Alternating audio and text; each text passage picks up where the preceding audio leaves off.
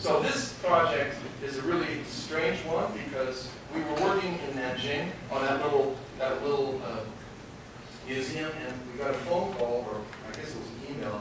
Can we come to Beijing and look at doing 8 towers with 800 apartments? And I said, you got to be kidding me. I didn't want to do that size of work. But if you send us a plane ticket, we'll come and look at it. He sent us a plane ticket. We came to look at it, and it was this amazing central. Here's the Forbidden City. It's amazingly located. Where's where the old wall that Mao tore down. So it's, and here's the Russian embassy.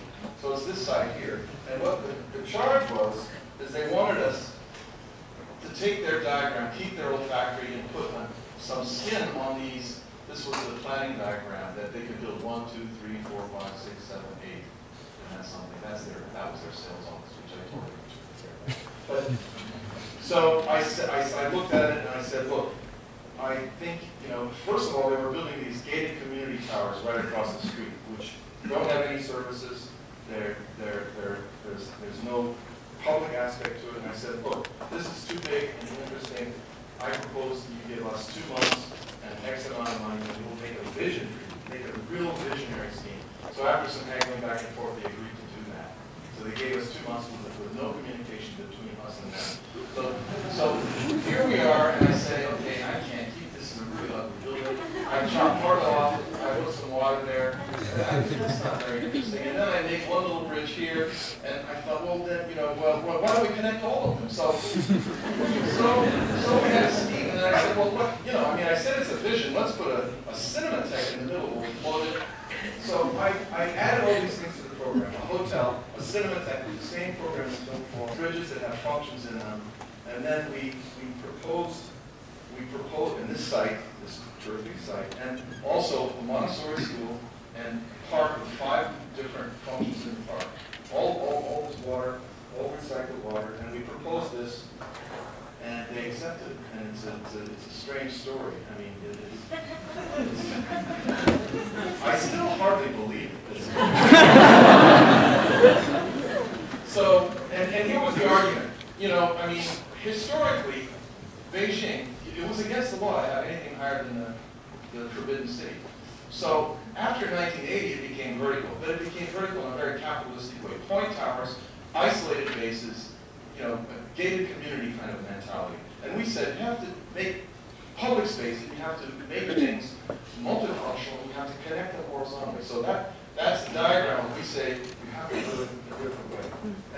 And this is actually a picture of the model that we first proposed to them after the 2.5 months.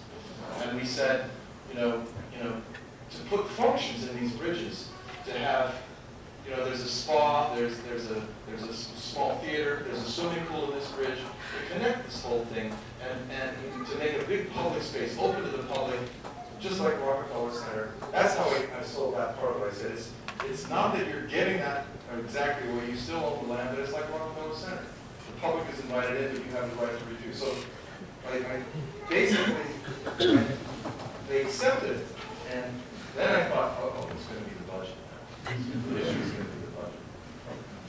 So we were kind of stunned.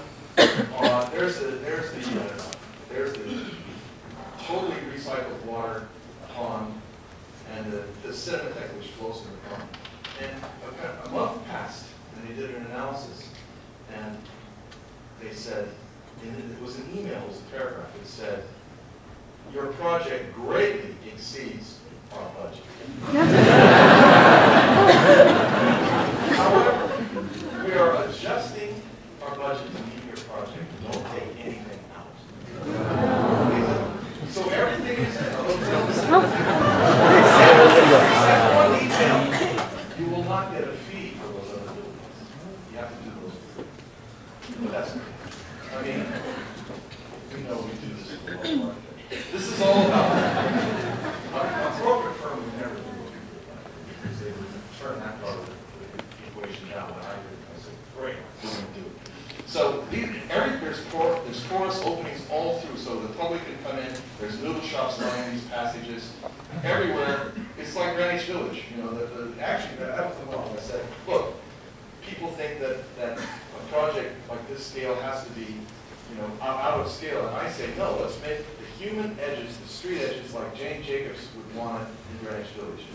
Let's really think about how many ways you can come in and out, where there can be a shop on every corner. And then add another ring like that in space, right? With swimming pools, spas, viewing platforms, cafes, all these different functions that are open to there's 3 places to go up. By the way, when you go over there, the red elevators take you to the top. And everyone can go.